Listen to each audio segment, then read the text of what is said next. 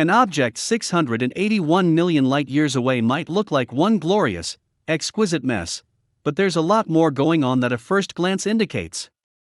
The object showcased in a new Hubble image, called IC 2431, is not one galaxy, but three, coming together in a massive galactic merger that will one day end up as one huge galaxy, bearing the scars of its cataclysmic encounter. Such objects can help us understand how massive galaxies grow and evolve over millions and billions of years, and how our universe will continue to change in the eons to come. Galactic mergers might seem like they ought to be rare, given how much space there is out there, but they appear to be a pretty integral part of the process of galactic evolution.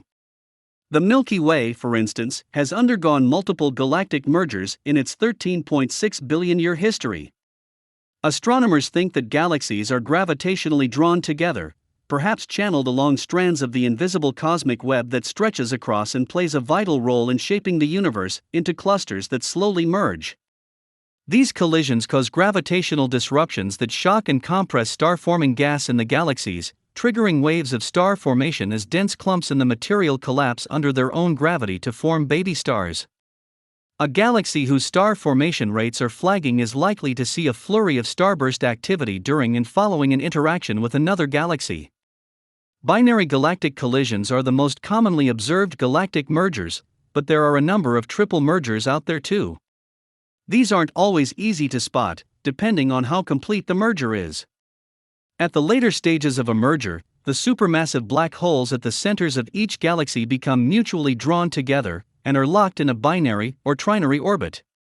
As we have seen, sometimes one or more of these black holes can be obscured by dust. Astronomers think that, eventually, these black holes will also merge, forming one huge chunk of a supermassive black hole. We haven't detected the gravitational wave signals of one of these colossal mergers, but that might be because they occur at a frequency that is outside the range of our current detectors. The more of these smash-ups we identify, the better we'll be able to understand how they take place, and model how they roll out over millions of years.